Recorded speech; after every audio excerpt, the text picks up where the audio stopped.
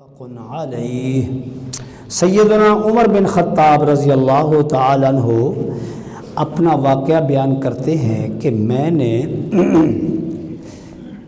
ایک مجاہد کو، جہاد کرنے والے کو، اپنا ایک گھوڑا بطور صدقہ دے دیا کہ یار یہ گھوڑا لے لو اور اس پر تم جہاد کرو اللہ کے راستے میں۔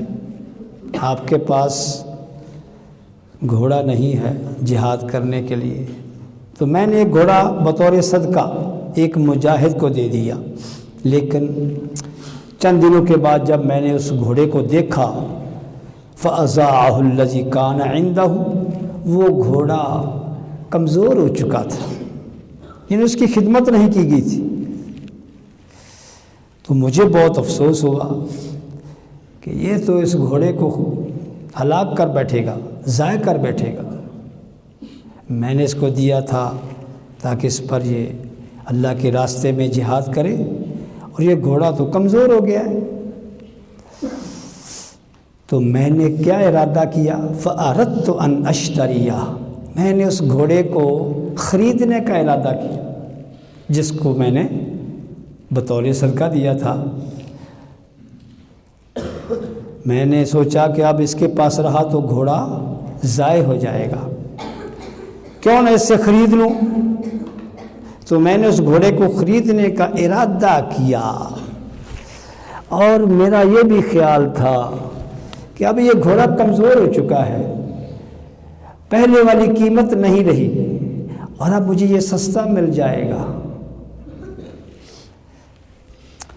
لیکن اس کام سے پہلے میں نے اللہ کے رسول صلی اللہ علیہ وسلم سے پوچھا۔ یہ ہے مسلمان آدمی کا کردار، کیا کہ جب بھی کوئی کام کرتا ہے تو پہلے شریعت کو دیکھتا ہے،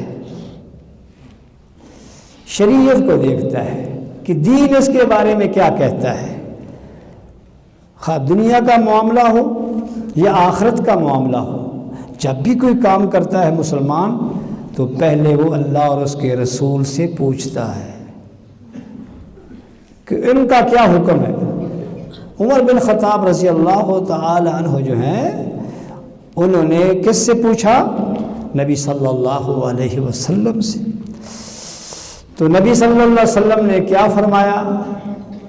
ہمیں کہ لا تشتری، خبردار تو یہ گھوڑا خرید نہیں سکتا، ولا تعد فی صدقتک، تو نے یہ گھوڑا اللہ کے راستے میں صدقہ کر دیا ہے، اور جو چیز آدمی اللہ کے راستے میں دے دے ویسے تو لینا درکنار خرید بھی نہیں سکتا، اس چیز کو خرید بھی نہیں سکتا۔ فرمایا نہیں اے عمر، اب یہ تو گھوڑا خرید نہیں سکتا، یہ تو نے اللہ کے راستے میں صدقہ کر دیا ہے۔ اللہ خواہ تجھے وہ ایک درہم کا دے دے پھر بھی نہیں تو لے سکتا، ایک درہم کا بھی نہیں خرید سکتا۔ ہاں تو نے صدقہ کر دیا ہے، اور صدقہ کر کے واپس صدقہ لینا، کسی بہانے سے کسی طریقے سے وہ صدقہ کیا ہوا مال واپس لینا، فرمایا کہ کالعائد فی قیہ، اپنی قے کو چاٹنے والے کی طرح ہے۔ سبحان اللہ، سوچیں غور کریں۔ پہلے بات تھی ہبہ کی، گفٹ کی، اب بات ہے صدقے کی، جو آدمی اللہ کے راستے میں دیتا ہے۔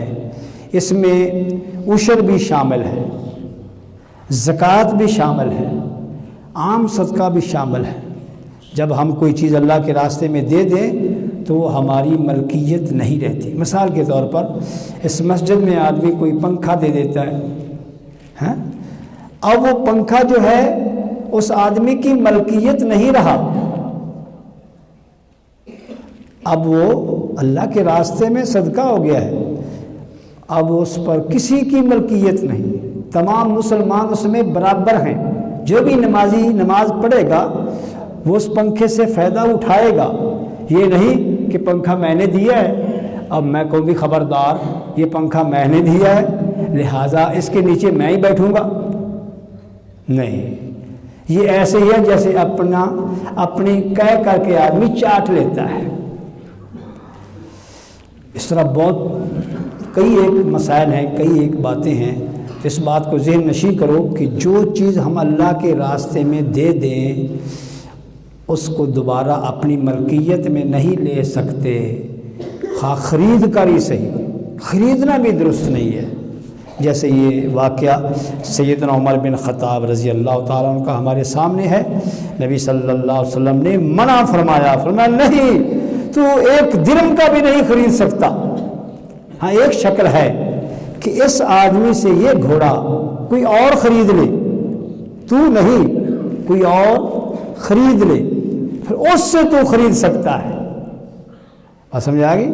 یہ آدمی اس گھوڑے کو فروخت کر دے کسی اور کو اور اس سے تو یہ خرید سکتا ہے، جس کو تو نے صدقہ کیا ہے نا اس سے نہیں خرید سکتا۔ سبحان اللہ، کیونکہ جب اس آدمی نے جس پر صدقہ کیا گیا ہے اس نے آگے فروخت کر دیا تو اس نے اپنی ملکیت ختم کر دی۔ اب جس نے اس سے لیا ہے وہ مالک ہے، اس نے خرید کر لیا ہے، اب اس سے آگے تو خود خرید سکتا ہے۔ وآخر دعوانا ان الحمد للہ رب العالمین۔